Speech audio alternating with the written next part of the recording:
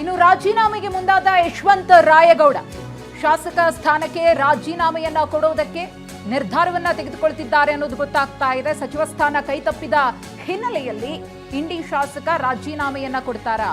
ಅಲ್ಲಿಗೆ ಈ ಸಚಿವ ಸಂಪುಟ ಫೈನಲೈಸ್ ಆಗಿ ಲಿಸ್ಟ್ ಹೊರಬಿದ್ದ ಬೆನ್ನಲ್ಲೇ ಕಾಂಗ್ರೆಸ್ ಪಾಳೆಯದಲ್ಲಿ ಸಂಚಲನ ಸೃಷ್ಟಿಯಾಗಿದೆ. ಈಗಾಗಲೇ ಸಚಿವ ಸ್ಥಾನ ಕೈತಪ್ಪಿದ್ದಕ್ಕೆ ಯಾವ ರೀತಿ ಬೆಳವಣಿಗೆಗಳು ಆಗ್ತಾ ಇದೆ ಅನ್ನೋದನ್ನು ಗಮನಿಸ್ತಾ ಇದ್ದೀವಿ.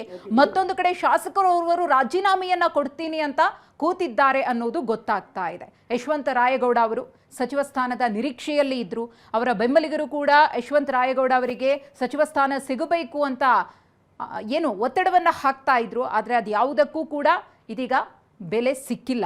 ಹಾಗಾಗಿ ನಾನು ಶಾಸಕ ಸ್ಥಾನಕ್ಕೆ ರಾಜೀನಾಮೆಯನ್ನ ಕೊಡ್ತೀನಿ, ಪಕ್ಷಕ್ಕೋಸ್ಕರ ಇಷ್ಟೆಲ್ಲ ದುಡಿದ ಮೇಲೂ ಕೂಡ ನಮಗೆ ಮನ್ನಣೆ ಸಿಗಲಿಲ್ಲ ಅಂದರೆ ಏನು ಅರ್ಥ, ಏನು ಬೆಲೆ ಅಂತ ಹೇಳಿ ಯಶವಂತ ರಾಯಗೌಡ ಮತ್ತು ಅವರ ಬೆಂಬಲಿಗರು ಪ್ರಶ್ನೆಯನ್ನು ಮಾಡ್ತಿದ್ದಾರೆ.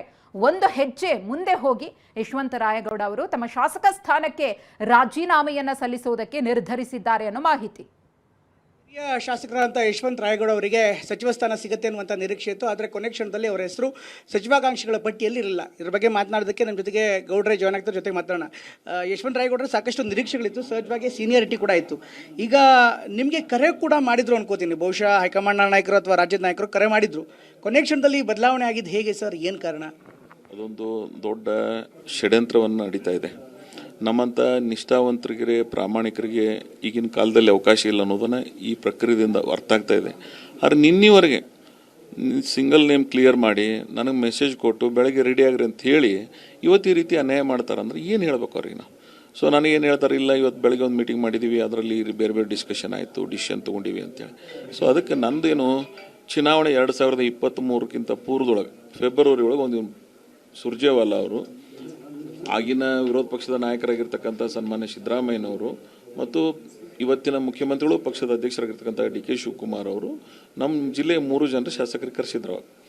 ಆ ಸಂದರ್ಭದೊಳಗೆ 1-to-1 ಮೀಟಿಂಗ್ ಮಾಡಿದ್ದಾರೆ. ಅವ್ರಿಗೇನು ಹೇಳಿದಾರೆ ಅದು ಅವ್ರಿಗೆ ಗೊತ್ತ. ನನಗೇನು ಹೇಳಿದರು, ಅವ್ರಿಗಿಬ್ಬರಿಗೆ ಅವಕಾಶ ಕೊಟ್ಟಿದ್ದೀವಿ, MB ಪಡ್ಲಿಗೂ ಅವಕಾಶ ಕೊಟ್ಟಿದ್ದೀವಿ, ಶಿವಾನಂದ ಪಡ್ಲಿಗೆ ಕೊಟ್ಟಿದ್ದೀವಿ, ಈ ಸಲ ಸರ್ಕಾರ ರಚನೆ ಆದರೆ ನಿಮಗೆ ಅವಕಾಶ ಕೊಡ್ತೀವಿ ಅಂತ ಹೇಳಿದರು. ಆಯ್ತಂತ ನಾನು ಮಾತು ಒಪ್ಪಿಕೊಂಡು ಎಲ್ಲರೂ ಕೂಡಿ ಚುನಾವಣೆ ಮಾಡಿದ್ದೀವಿ ನಾವು. ಅದರ ನಂತರ ಸರ್ಕಾರ ರಚನೆ ಆಗ್ತಕ್ಕಂಥ ಸಂದರ್ಭದಲ್ಲಿ ನನಗೇನು ಹೇಳಿದ್ರು, ಇಲ್ಲ ಈ ಸಲ ಅವರಿಬ್ಬರಿಗೆ ಅವಕಾಶ ಕೊಡ್ತೀವಿ, 2.5 ವರ್ಷದ ನಂತರ ನಿಮಗೆ ಮಾಡ್ತೀವಿ ಅಂತ ಮಾತು ಕೊಟ್ಟರು. ಆಯ್ತು ಅಂತೇಳಿ ನಾನು ಒಪ್ಕೊಂಡೆ. ನಿಗಮ ಮಂಡಳಿ ಕೇಳಿದ್ರೆ ನಂಗೆ, ನೀವೇನಾದರೂ ನಿಗಮ ಮಂಡಳಿ ಆಗ್ರಿ, ಸೀನಿಯರ್ MLAs ಇದೆ, ನನಗೆ ಯಾವುದು ನಿಗಮ ಮಂಡಳಿ ಬೇಡ, ನೀವು ನನಗೇನು ಮಾತು ಕೊಟ್ಟಿರಿ, ಮಿನಿಸ್ಟ್ರ್ ಮಾಡ್ತೀನಿ ಅಂತೇನು ಹೇಳಿದ್ರಿ. ಯಾಕಂದ್ರೆ ನನ್ನ ಕಾನ್ಸ್ಟಿಟ್ಯೂನ್ಸಿ ಸ್ವತಂತ್ರದ ನಂತರ ಅವಕಾಶ ಸಿಕ್ಕಿಲ್ಲ, ಅವಕಾಶ ವಂಚಿತ ಕಾನ್ಸ್ಟಿಟ್ಯೂನ್ಸಿ ಇದೆ. ನನ್ನ ಭಾಗದ ಜನರ ಅಭಿಪ್ರಾಯ ಮತ್ತು ಅಪೇಕ್ಷೆ ಅದ, ನೀವು ಅದನ್ನೇ ಅಕೊಮಡೇಟ್ ಮಾಡಿರಿ ಅಂತ ಹೇಳಿದ್ರೆ ಅವಾಗ ಒಪ್ಕೊಂಡಿದ್ರು ಅವರು. ನಿನ್ನೆ ಏನು ಮಾತುಕತೆ ಆಗಿತ್ತು? ನಿಮಗೆ ಕರೆದಿದ್ರ, ನಿಮ್ಮ ಹೆಸರು ಕ್ಲಿಯರ್ ಆಗಿದೆ ಅಂತ ಸೂಚನೆ ಸಿಕ್ಕಿತ್ತಾ? ನನಗೆ ಒಂದು ಇದು ಒಟ್ಟಾರೆ ನಿಮ್ಗೆ ಗೊತ್ತಿದೆ, 2 ತಿಂಗಳಾಯ್ತು ಈ ಪ್ರಕ್ರಿಯೆ ಪ್ರಾರಂಭ ಆಗಿದೆ. 4-6 ಸಲ ದಿಲ್ಲಿ ಹೋಗಿದ್ದೀವಿ, ಕರೆದಿದ್ದಾರೆ, ಮಾತಾಡಿದ್ದಾರೆ, 1-to-1 ಮೀಟಿಂಗ್ ಮಾಡಿದ್ದೀವಿ. ಸೊ ವೇಣುಗೋಪಾಲ್ ಜಿ ಅವ್ರ ಜೊತೆ ಮಾತಾಡಿದ್ದೀವಿ, ಸುರ್ಜೇವಾಲಾ ಅವ್ರ ಜೊತೆ ಮಾತಾಡಿದ್ದೀವಿ, ನಮ್ಮ ರಾಜ್ಯದ ನಾಯಕರುಗಳ ಜೊತೆ ಮಾತಾಡಿದ್ದೀವಿ. ಅವರೆಲ್ಲರೂ ಕೂಡ ಈ ಸಲ ನಿಂಗೆ ಕನ್ಸಿಡರೇಷನ್ ಮಾಡೋಣ ಅಂತ ಹೇಳಿದ್ದಾರೆ. ಬಟ್ ಲಾಸ್ಟ್ ಮಿನಿಟ್, ಲಾಸ್ಟ್ ಅವರ್ದಾಗ ಏನು ಡಿಸಿಷನ್ ಯಾಕೆ ಹಿಂಗೆ ಮಾಡಿದಾರೋ ನನಗೆ ಅರ್ಥ ಆಗ್ತಾ ಇಲ್ಲ. ಅದರ ಒಟ್ಟಾರೆ ನಾನು ಇಂಥ ಮಾತು ಕೊಟ್ಟು ಮಾತನ್ನು ಉಳಿಸ್ಕೊಳ್ಳಾರ್ದಂಥವ್ರ ಜೊತೆಗೆ ಇರ್ಲಿಕ್ಕೆ ನನ್ನ ಮನಸ್ಸಾಗ್ತಾ ಇಲ್ಲ, ನನ್ನ ಆತ್ಮಸಾಕ್ಷಿನೂ ಒಪ್ತಾ ಇಲ್ಲ. ನಾನು ಅದಕ್ಕೆ ಇವತ್ತು ನಾನು ಶಾಸಕ ಸ್ಥಾನಕ್ಕೆ ರಿಸೈನ್ ಮಾಡ್ತಾ ಇದ್ದೀನಿ. ಸಕ್ರಿಯ ರಾಜಕಾರಣದಲ್ಲಿ ಇರಬೇಕು ಇಲ್ಲ ಅನ್ನೋದನ್ನ ನನ್ನ ಜನರ ಅಭಿಪ್ರಾಯ ತಗೊಂಡು ನಿರ್ಣಯ ಮಾಡ್ತೀನಿ ನಾನು. ಅಲ್ಲ, ಇದ್ರ ಜೊತೆಗೆ ನೀವು ಇವತ್ತೊಂದು ಈ ರಾಜೀನಾಮೆ ಪತ್ರವನ್ನು ನೋಡ್ತಾ ಇದ್ದೀವಿ, ಸ್ಪೀಕರ್ಗೆ ಬರೆದಿರುವಂಥ ಪತ್ರ. ಅಂದರೆ ಇದೊಂದು ಸಹಿ ಹಾಕೋದು ಒಂದೇ ಬಾಕಿ ಇದೆ. ಅದು ಅವ್ರ ಮುಂದೆ ಕೂತೆ ಮಾಡ್ಬೇಕಂತ ಸಿಗ್ನೇಚರ್. ಹಾಂ, ಸ್ಪೀಕರ್ ಎದುರುಗಡೆ ಕುಂತೆ ನೀವು ಸಹಿ ಮಾಡಬೇಕು, ಅಥವಾ ನಿಮ್ಮ ಸ್ವಂತ ಹೆಡ್ ರೈಟಿಂಗ್ದಿಂದೇ ಬರೆದು ಕೊಡಬೇಕು ಅಂತ ಏನೋ ಒಂದು ಅವ್ರ ಅಪೇಕ್ಷೆ ಇತ್ತು. ಆಯ್ತು ಅದನ್ನು ಮಾಡಿ ಅಂತೇಳಿ ಅವರು ರಿಸೈನ್ ಮಾಡೋರಿದ್ದಾರಂತ. ಸ್ಪೀಕರ್ ಇವತ್ತು ಬಂದು ಸ್ಪೀಕರ್ ಇರೋ ಜಾಗದಾಗೆ ನಾನು ರಿಸೈನ್ ಮಾಡ್ಬೇಕಂತ ನನ್ನ ಆಶೆ ಅದ. ಒಂದು ವೇಳೆ ಅವ್ರು ರಿಸೈನ್ ಮಾಡಿ ಸೆಕ್ರೆಟರಿ ಕೊಟ್ಟರು ಅಂದರೆ ಸೆಕ್ರೆಟರಿ ಅವ್ರ ಕೈ ನಾನು ಹ್ಯಾಂಡ್ ಓವರ್ ಮಾಡಿ ಬರ್ತೀನಿ. ನೀವು ರಾಜೀನಾಮೆ ಕೊಡೋದು ಪಕ್ಕ ಆಗಿದೆಯಾ ಅಂತ ದುಡುಕಿನ ನಿರ್ಧಾರ ಅನ್ಸಲ್ಲ? ಇಲ್ಲ, ದುಡುಕಿನ ನಿರ್ಧಾರ ಇಲ್ಲ. ಇದು ನಾನು ಅತ್ಯಂತ ಅನುಭವಿ ರಾಜಕಾರಣಿ, 8 ಚುನಾವಣೆಗಳನ್ನು 40 ವರ್ಷ ಸಕ್ರಿಯ ರಾಜಕಾರಣದಲ್ಲಿ ಇದ್ದಾವೆ. ನಾನು ಅನೇಕ ಅನುಭವ ನನ್ನಲ್ಲಿರೋದ್ರಿಂದ ನನಗೆ ಇಷ್ಟು ಮನಸ್ಸಿಗೆ ನೋವಾದ ಬಳಿಕ, ಇವ್ರ ಮಾತನ್ನು ಇಷ್ಟು ರೀತಿಯಿಂದ ಮಾತಿಗೆ ವಿಮುಖರಾದ ಬಳಿಕ ಇವ್ರ ಜೊತೆಗೆ ಇರೋದ್ರಾಗ ಅರ್ಥ ಇಲ್ಲ. ಸೊ ಅದಕ್ಕೆ ನಾನು ಈ ತೀರ್ಮಾನಕ್ಕೆ ಬಂದಿನಿ. ಪಕ್ಷ ಬಿಡ್ತೀರಿ ಹಾಗಾದ್ರೆ? ಒಂದು ವೇಳೆ ಇದಾಗಿ ಪಕ್ಷ ಬಿಡೋದು ನನ್ನ ಜನರ ಜೊತೆಗೆ ಮಾತಾಡಿ ತೀರ್ಮಾನ ಮಾಡ್ತೀನಿ. ಇವತ್ತು ಶಾಸಕ ಸ್ಥಾನಕ್ಕೆ ಮಾತ್ರ ರಿಸೈನ್ ಮಾಡ್ತಾ ಇದ್ದೇನೆ. ಬೇರೆ ಪಕ್ಷದವ್ರು ಯಾರು ಅಪ್ರೋಚ್ ಮಾಡಿದಾರ? ನಮಗೆ ಹಿಂದೆ ಕೂಡ ಮಾಡಿದ್ರು ಅಂತ ಕೇಳ್ಪಟ್ಟಿದ್ವಿ. ಈಗ ಸಹಜವಾಗಿ ರಾಜಕೀಯ ಪಕ್ಷಗಳು ಕೂಡ ಇದನ್ನು ಅವಕಾಶವಾಗಿ ನೋಡ್ತಾ ಇರ್ತಾರೆ. ನೀವು ಕೂಡ ಹಿರಿಯ ನಾಯಕರು, ಆ ಭಾಗದ ಪ್ರಬಲ ನಾಯಕರು. ಈ ಕಾರಣಕ್ಕೋಸ್ಕರ ಕೇಳ್ತಾ ಇದ್ದೀನಿ, ಯಾವ್ದಾದ್ರು ರಾಜಕೀಯ ಪಕ್ಷದ ಬಾಗಿಲು ಓಪನ್ ಆಗಿದೆಯಾ ನಿಮಗೆ? ಅಂಥ ಸಂದರ್ಭ, ಅಂಥ ಅವಕಾಶ ಏನೋ ಬಂದಿಲ್ಲ. ಇದು it is very preliminary. Just ನಾನು ರಿಸೈನ್ ಮಾಡ್ತಾ ಇದ್ದೀನೋ, ನನ್ನ ಜಿಲ್ಲೆಯ ಜನರ ಜೊತೆಗೆ ಮಾತಾಡಿ ಒಂದು ಸ್ಪಷ್ಟವಾದಂಥ ತೀರ್ಮಾನದೊಂದಿಗೆ ಬರ್ತೀನಿ ನಾನು. ಇದ್ರ ಜೊತೆಗೆ ಸರ್ ಈ ಕೈ ತಪ್ಪೋದಕ್ಕೆ ಏನು ಕಾರಣ ಸರ್? ಅಫ್ಕೋರ್ಸ್ ನಿಮ್ಮ ರಾಜಕಾರಣ ಅಂದಮೇಲೆ ಇದೆಲ್ಲೂ ಕೂಡ ಇದ್ದಾರೆ ಅಂತ ಒಪ್ಕೊಳ್ಳೋಣ, ಆದರೆ ಇದ್ರ ಹಿಂದೆ ಇರುವಂಥ ವಾಸ್ತವ ಏನು ಅಂತ. ಯಾಕೆಂದರೆ ರಾಜ್ಯದ ಜನ ನೋಡ್ತಿದ್ದಾರೆ, ನಿಮ್ಮ ಕ್ಷೇತ್ರದ ಜನ ನೋಡ್ತಿದ್ದಾರೆ. ಈ ಒಂದು ಒಳಗುಟ್ಟು ನಿಮಗೆ ಗೊತ್ತಿದೆ, ಗೊತ್ತಿಲ್ಲ ಅಂತಲ್ಲ, ನೀವು ಅನುಭವಿಗಳು ಕೂಡ ಅದು, ಸಾಕಷ್ಟು ಮಾಹಿತಿ ಕೂಡ ನಿಮಗಿದೆ. ಹೀಗಾಗಿ ಈ ಒಂದು ರಾಯಗೌಡರಿಗೆ ಈ ಪರಿಸ್ಥಿತಿ ಬರೋದಕ್ಕೆ ಯಾರು ಕಾರಣ? ಅದು ಇಡೀ ನಮ್ಮ ಜಿಲ್ಲೆ ಜನರಿಗೆ ಉತ್ತರ ಕರ್ನಾಟಕದಾಗ ಗೊತ್ತಿದೆ ಯಾರ ಜೊತೆಗೆ ಇವ್ರ ಸಂಘರ್ಷ ಇದೆ ಅನ್ನೋದು. ನಾವು ಒಂದೇ ಪಾರ್ಟಿಯಾಗಿದ್ದೀವಿ ಅನ್ನೋದು ಇಷ್ಟೇ ಇದೆ. ಅದ್ರ ಸಂಘರ್ಷ ಮಾತ್ರ ನಿರಂತರವಾಗಿ ದಶಕಗಳಿಂದ ಬರ್ತದೆ. ಇಂದಿಲ್ಲ ನಾಳೆ ನಾಡದ್ರ ಸುಧಾರಣೆ ಆಗ್ತದೆ ನಾನು ತಿಳ್ಕೊಂಡಿದ್ದೆ. ಆದರೆ ನಮ್ಮ ನಾಯಕರುಗಳು ಸಹಿತ ಅದನ್ನು ಪ್ರಾಮಾಣಿಕವಾಗಿ ಯಾರಿಗೆ ಎಲ್ಲೆಲ್ಲಿ ಅವಕಾಶ ಅಕೊಮಡೇಟ್ ಮಾಡಬೇಕಾಯಿತು ಮಾಡಲಿಲ್ಲ. ಅನಿವಾರ್ಯ ನನಗೆ ಈ ಒಂದು ಫ್ಯಾಮಿಲಿ ಒಳಗೆ, ಕಾಂಗ್ರೆಸ್ ಫ್ಯಾಮಿಲಿ ಒಳಗೆ ನನಗೆ ನ್ಯಾಯನೇ ಸಿಗೋದಿಲ್ಲ ಅಂತ ಗೊತ್ತಾದ ಬಳಿಕ ಇದ್ರಾಗ ಮುಂದುವರ್ಲಿಕ್ಕೆ ಏನು ಅವಶ್ಯಕತೆ ಇದೆ? ನನಗೆ ಅನಿವಾರ್ಯ ಅದ.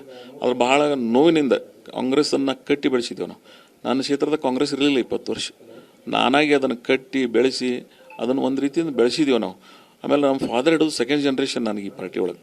ಸೊ ನಮಗೆ ಈ ರೀತಿ ಇವ್ರು ನಡೆಸ್ಕೋತಾರಂದ್ರೆ ಇಂಥವ್ರ ಜೊತೆಗೆ ಇರೋದ್ರಾಗ ಏನು ಅರ್ಥದ? ಅನಿವಾರ್ಯ, ನನಗೆ ಬೇರೆ ಮಾರ್ಗ ಇಲ್ಲ ನನ್ನ ಮುಂದೆ. ಅದಕ್ಕೆ ಕೊನೆ ಈ ತೀರ್ಮಾನಕ್ಕೆ ಬಂದಿನಿ ನಾನು. ಸರ್, ಮುಖ್ಯಮಂತ್ರಿಗಳಾಗಲಿ ಡಿ ಕೆ ಶಿವಕುಮಾರ್ ಅವರಾಗಲಿ, ಮಾಜಿ ಮುಖ್ಯಮಂತ್ರಿ ಸಿದ್ದರಾಮಯ್ಯನವರು ನಿಮ್ಮ ಹತ್ರ ಮಾತಾಡಿದ್ರು. ಅಫ್ಕೋರ್ಸ್ ನೀವು ಸಿದ್ದರಾಮಯ್ಯವ್ರಿಗೂ ಆಪ್ತರು, ಡಿ ಕೆ ಅವ್ರಿಗೂ ಆಪ್ತರು. ಯಾರೂ ಮಾತುಕತೆ ಮಾಡಿಲ್ವಾ ಸರ್ ನಿಮ್ಮ ಹತ್ರ? ಇವತ್ತು ನಾನು ಅವ್ರಿಗೆ ಮಾತಾಡ್ಲಿಕ್ಕೆ ಹೋಗಲಿಲ್ಲ. ಈ ತೀರ್ಮಾನ ಆದ ಬಗ್ಗೆ ಏನು ಮಾತಾಡೋದು? ಅದನ್ನು ಅವ್ರಿಗೆ ಕನ್ವೆ ಮಾಡಿದ್ದೀನಿ, ನಾನು ರಿಸೈನ್ ಮಾಡ್ತೀನಿ ಅಂತೇಳಿ. ಬಟ್ ನಾಯಕರು ಒಪ್ಕೊಂಡ್ಬಿಡ್ತಾರೆ ಅಷ್ಟು ಸುಲಭವಾಗಿ? ಯಾಕೆಂದರೆ ಅಫ್ಕೋರ್ಸ್ ಮಿನಿಸ್ಟ್ರ್ ಕೊಟ್ಟಿಲ್ಲ ಅನ್ನೋದು ಅಷ್ಟೇ ನೋವಾಗುವಂಥ ಸಂಗತಿ. ಅಟ್ ದ ಸೇಮ್ ಟೈಮ್ ನಾಯಕತ್ವ ಕೂಡ ನಾಳೆ ಬಂದು ನಿಮ್ಮನ್ನು ಮನವೊಲಿಸ್ಬೋದು. ಅಲ್ಲ, ಅದರ ಪರಿಸ್ಥಿತಿ ನಾನು ರಿಸೈನೇ ಮಾಡೋದ್ರೊಳಗೆ ಮುಂದೆ ಏನು ಅವಶ್ಯಕತೆ ಅನ್ನೋದು, ಅವ್ರ ಜೊತೆ ವ್ಯವಹರಿಸೋದ್ರಾಗ ಏನು ಅವಶ್ಯಕತೆ ಅದು ಮುಗಿದೋದದ್ದೇ. ಅದು ಒನ್ಸ್ ರಿಸೈನಿಗೆ ಬಂದ ಬಳಿಕ ಚರ್ಚೆ ಮಾಡೋದ್ರಾಗ ಅರ್ಥ ಏನದ? ಅವ್ರು ನಮ್ಮವರಲ್ಲ ಅಂತ ಬಳಿಕೆ ನಮಗೆ ಬಿಟ್ಟಿದ್ದಾರೆ. ಅವರು ಈಗ ನನಗೂ ಅವ್ರು ನಮ್ಮವರಲ್ಲ ಅನ್ನುವಂಥ ಭಾವನೆ ಬಂದ ಬಳಿಕೆ ನಾನು ರಿಸೈನ್ ಮಾಡ್ತಾ ಇದ್ದೀನಿ. ನಾಳೆ ಕರೆದು ಮಾತನಾಡಿ ಮನವೊಲಿಸುವಂಥ ಪ್ರಯತ್ನ ಮಾಡೇ ಮಾಡ್ತಾರೆ ಸಹಜವಾಗಿ. ಆವಾಗಲೂ ಕೂಡ ನಿಮ್ಮ ಮೇಲೆ ಒತ್ತಡ ಬರುತ್ತೆ. ಆವಾಗಲೂ ಈ ನಿರ್ಧಾರ ನೀವು ಬದ್ಧವಾಗಿರೋಷ್ಟು ಗಟ್ಟಿತನ ಆಗತ್ತಾ? ಯಾಕೆಂದರೆ ರಾಜಕಾರಣ ಇದು. ನಾನು ಒಂದು ಜೀವನದಾಗ ಏನಾದರೂ ಒಂದು ತೀರ್ಮಾನ ಮಾಡಿದೆ ಅಂದ್ರೆ ಅದಕ್ಕಿಂತ ಸರದಿಲ್ಲ. ನಾನು ಇಡೀ ರಾಜಕಾರಣ ಬದ್ಧತೆಯಿಂದ ಬಂದದ್ದನ್ನು ನಮ್ಮ ಜಿಲ್ಲೆ ಜನರಿಗೆ ಗೊತ್ತದ. ನಾನು ಇದರಲ್ಲೂ ಅಷ್ಟೇ, ನಾನು ಒಂದು ತೀರ್ಮಾನ ಮಾಡಿದ್ದೀನಿ. ನಾನು ಯಾವ ಕೆಲಕ್ಕೂ ಹಿಂಸರಿಯೋದಿಲ್ಲ. ಒಳ ರಾಜಕೀಯಕ್ಕೆ ಬಲಿಯಾದ್ರ ಸರ್ ರಾಯಗೌಡ್ರೇನಾದ್ರು? 100ಕ್ಕೆ 100. ಮುಂದಿನ ಹೆಜ್ಜೆ ಹೇಗಿರುತ್ತೆ ಸರ್? ಈಗ ನಿಮ್ಮ ಇಂಡಿ ಕ್ಷೇತ್ರದ ಜನಗಳು ಬಂದಿದ್ದಾರೆ, ಸಾಕಷ್ಟು ದೊಡ್ಡ ಪ್ರಮಾಣದಲ್ಲಿ ಜನ ಬಂದಿದ್ದಾರೆ. ಹೊರಗಡೆ ಪ್ರತಿಭಟನೆಗಳು ಕೂಡ ಅನೇಕ ಜನರು ಮಾಡ್ತಿದ್ದಾರೆ. ಈ ಕಾರಣಕ್ಕೋಸ್ಕರ ಕೇಳ್ತಾ ಇದ್ದೀನಿ, ಮುಂದೆ ಇಲ್ಲಿಂದ ಹೋಗ್ಬೇಕಾದ್ರೆ ಶಾಸಕರಾಗಿ ಹೋಗ್ತಿರೋ, ಮಾಜಿ ಶಾಸಕರಾಗಿ ಹೋಗ್ತಿರೋ, ಅಥವಾ ಅಲ್ಲಿ ಜನಗಳನ್ನು ಮತ್ತೊಮ್ಮೆ ವಿಶ್ವಾಸಕ್ಕೆ ಪಡೆದು ಆಮೇಲೆ ತೀರ್ಮಾನ ಮಾಡ್ತಿರೋ ಅಂತ? ನಾನು ರಿಸೈನ್ ಮಾಡೋದ್ ಬಳಿಕ ಮಾಜಿ ಶಾಸಕನೇ. ಇವತ್ತು ಸಾಯಂಕಾಲ 5 ಗಂಟೆಯಿಂದ ನಾನು ಶಾಸಕನಾಗಿರೋದಿಲ್ಲ. ನಾನು ಸಬ್ಮಿಟ್ ಮಾಡ್ತಾ ಇದ್ದೀನಿ, ನಾನು ಮಾಜಿ ಶಾಸಕನಾಗೆ ಹೋಗ್ತೀನಿ.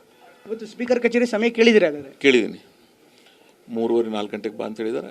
ನಾನು ಹೋಗಿ ಸಬ್ಮಿಟ್ ಮಾಡ್ತಾ ಇದ್ದೆ. ಸರ್, ನೀವು ದೆಹಲಿಯಲ್ಲಿ ನಿಮ್ಮನ್ನು ಭೇಟಿಯಾಗಿ ಚರ್ಚೆ ಮಾಡಿದ್ವಿ ಸರ್. ದೆಹಲಿಯಲ್ಲೂ ಕೂಡ ಸಾಕಷ್ಟು ವಿವರವಾಗಿ ಮಾತಾಡಿದ್ವಿ ನಿಮ್ಮ ಜೊತೆಗೆ. ದೆಹಲಿಯಲ್ಲಿ ಹೋದಂಥ ಸಂದರ್ಭದಲ್ಲಿ ನಿಮ್ಮನ್ನು ತುಂಬ ಸೀರಿಯಸ್ ಆಗಿ ಕನ್ಸಿಡರೇಷನ್ ಮಾಡಲಾಗಿತ್ತು ಅನ್ನುವಂಥ ಮಾಹಿತಿ ಕೂಡ ಲಭ್ಯವಾಗಿತ್ತು. ಆದರೆ ಕೊನೆ ಹಂತದಲ್ಲಿ ಬದಲಾವಣೆ ಆಗಿದ್ದು ಹೇಗೆ, ಏನು ಕಾರಣ? ದೆಹಲಿಯಿಂದ ಬರ್ತಾ ಇರುವಂಥ ಮಾಹಿತಿ ಅಥವಾ ನಾಯಕತ್ವದಲ್ಲಿ ಏನಾಗಿದೆ? ಯಾಕೆಂದರೆ ನಿಮ್ಮ ಕಾಂಗ್ರೆಸ್ ಕುಟುಂಬದ ಒಳಗೆ ಏನಾಗಿದೆ ಅಂತ ನಿಮಗೆ ಗೊತ್ತಿದೆ.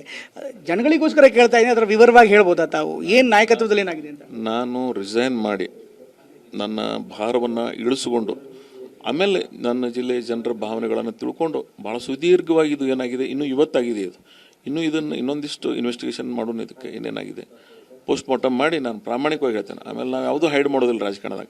V are very straightforward. ನಾನು ಏನೇನಾಗ್ಯದ, ಯಾರು ಮಾಡಿದಾರೆ, ಯಾರ್ಯಾರು ಕಾರಣ ಅದಾರ ಅದನ್ನು ಆಮೇಲೆ ಅವ್ರು ಕೂಡ ನಂದು ಓಪನ್ ರಾಜಕಾರಣ. ಇಂದಿನಿಂದ ಇಲ್ಲಿವರೆಗೆ ಒಂದೇ ಪಕ್ಷ ಒಂದೇ ಕುಟುಂಬ ಇತ್ತು. ನಾವು ದ ವಾರ್ ವಾಸ್ ಡಿಕ್ಲೇರ್ಡ್. ಮುಂದಿನ ತೀರ್ಮಾನದಾಗ ಅವ್ರ ರಾಜಕಾರಣ ಮಾಡಬೇಕು, ಇಲ್ಲ ನಾನಾರು ಮಾಡಬೇಕು. ಆ ತೀರ್ಮಾನಕ್ಕೆ ನಾವು ಬಂದುಬಿಟ್ಟಿದ್ದೀವಿ. ಸರ್, ರಾಜೀನಾಮೆ ಅಂತಿಮ ರಾಜಕೀಯ ನಿರ್ಧಾರವಾಗಿರುತ್ತೆ, ಅದಕ್ಕೆ ರಾಜೀನಾಮೆ ಸೊಲ್ಯೂಷನ್ ಸರ್? ಅಲ್ಲ, ಈ ಹಂತದೊಳಗೆ ಬೇರೆ ಮಾರ್ಗ ಉಳಿಲಿಲ್ಲ ನನಗೆ. ಯಾರು ನನಗೆ ಮಾತಿನ ತಕ್ಕ ನಡೀಲಿಲ್ಲ, ಮೋಸ ಮಾಡೋದ ಬಳಕೆ ಅದ್ರೊಳಗೆ ಅವ್ರ ಜೊತೆ ಮುಂದುವರಿದ್ರಾಗ ಅರ್ಥ ಏನಿದೆ? ನಿಮ್ಮ ಆತ್ಮಸಾಕ್ಷಿ ಒಪ್ಕೋತದ? ನಮ್ಮಂಥವ್ರೆಲ್ಲ ಆ ಪ್ರವೃತ್ತಿ ಒಳಗೆ ಬೆಳೆದವರಲ್ಲ ನಾವು. ಯಾರಿಗೆ ಮಾತು ಕೊಡಂಗಿಲ್ಲ, ಒಂದು ಮಾತು ಕೊಟ್ಟು ಒಂದು ಬದುಕಿದೀವಿ. ಆ ರೀತಿ ಆ ಕೌಟುಂಬಿಕ ಹಿನ್ನೆಲೆಯಿಂದ ಬಂದಿದ್ದೀವಿ ನಾವೆಲ್ಲ, ಆಧ್ಯಾತ್ಮಿಕ ಧಾರ್ಮಿಕ ತಳದ ಮೇಲೆ. ಅದಕ್ಕೆ ನನಗೆ ಇಂಥ ವ್ಯವಸ್ಥೆ ಒಳಗೆ ಮುಂದುವರ್ಲಿಕ್ಕೆ ಮನಸ್ಸಿಲ್ಲ. ಅದಕ್ಕೆ ನಾನು ಅನಿವಾರ್ಯ ಈ ತೀರ್ಮಾನಕ್ಕೆ ಬಂದಿದ್ದೀನಿ. ಖರ್ಗೆ ಅವರು ಕೂಡ ಭೇಟಿಯಾಗಿದ್ರು ನಿಮ್ಮನ್ನು. ಖರ್ಗೆ ಅವರು ನೀವು ಭೇಟಿಯಾಗಿದ್ರಿ, ಆ ಸಂದರ್ಭದಲ್ಲೂ ಮಾತಾಡಿದ್ರು. ಖರ್ಗೆ ಅವರು ಕೂಡ ನಿಮ್ಮ ಪರವಾಗಿತ್ತಲ್ಲ ಸರ್? ಕೊನೆ ಕ್ಷಣದಲ್ಲಿ ಬದಲಾವಣೆ ಆಗಿದೆ ಯಾಕೆ? ನಿನ್ನೆ ಕರೆ ಮಾಡಿ ಇವತ್ತು ಬದಲಾಯಿಸಿದ್ದು ಯಾವ ಕಾರಣ ಅಂತೀರಿ?